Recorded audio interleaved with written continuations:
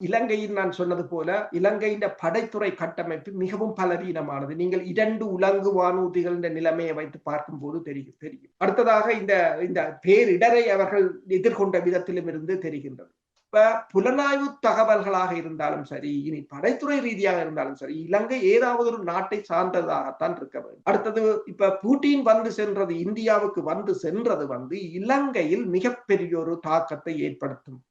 என்னென்று சொன்னால் இந்தியா தற்போதைய நிலையில் கம்ப்ளீட்டா அவுட் என்றுதான் நான் சொல்கிறேன். என்று சொன்னால் இந்தியா ஏதோ ஒரு பக்கம் சார வேண்டிய ஒரு நிலைக்குள் இந்தியா வந்துவிட்டது.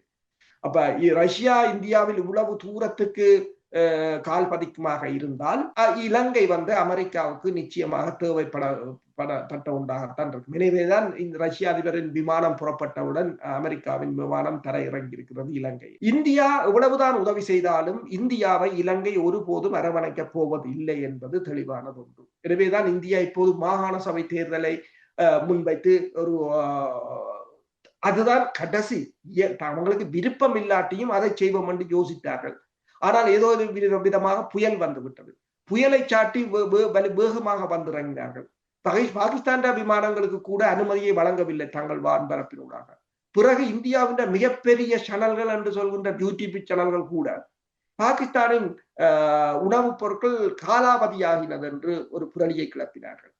ஆனால் பிறகு கொழும்பு பத்திரிகை கூறியிருக்கின்றது, அது அவசரத்துக்காக அந்த உணவுகளை அங்கிருந்த வெறும் பேக்குகளுக்குள் போட்டு கட்டியதால் அந்த பேக்குகள் இருந்த டேட்டை பார்த்து அவங்க சொல்லி இருக்கிறாங்க, அதுக்கு உள்ளுக்கு இருந்த பையெல்லாம் அப்படி இல்லை என்று சொல்லி இருக்கிறாங்க. இப்ப ஏதோ ஒரு வகையில் இந்தியா எல்லாவற்றையும் ஓரங்கட்டி தான் ஒரு மேல்நிலை எடுக்க இலங்கையில் முற்பட்டிருந்தது. அந்த இந்தியாவின் நோக்கம் அமெரிக்காவின் படையினரின் தரையிறக்கத்துடன் முடிவுக்கு வந்திருப்பதாகத்தான் நான் கருதுகிறேன். இனி இந்தியா வளமை போல மாகாண சபை என்று பேசலாம். இப்ப நீங்கள் சொன்னது போல இந்த அனர்த்தத்துக்குள்ளேயும் தமிழ் கட்சிகள் மாகாண சபையை பேசுவது என்றால் சில வேளை இந்தியாவின் நிலைமையாகத்தான் இருக்கலாம்.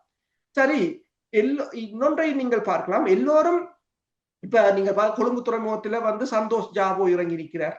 அந்த உணவுப் பொருட்கள் இந்தியாவின் 3 கடற்படை கப்பல்களில் வந்தது. இப்ப யாழ்ப்பாணத்தில் ஒரு தூதுவர் இருக்கிறாரே, அவரை கண்டுபிடிச்சீங்களா? அங்க இருக்கிறார் என்று சொல்லி இந்தியாவுக்கு ஒரு தூதரகம் இருக்கின்றது. ஏதாவது உதவியில அங்கு யாழ்ப்பாணத்துக்கு நேர கொண்டு போய் இறக்கினார்களா, அல்லது யாழ்ப்பாண தூதரகத்துக்கு கூட கொடுக்க வலிக்கிட்டார்களா? அது தமிழரசு கட்சியின் உப அலுவலகமாக செயற்படுகிறது. அதே ஒரு நிலைமையாகத்தான் இருக்கின்றது.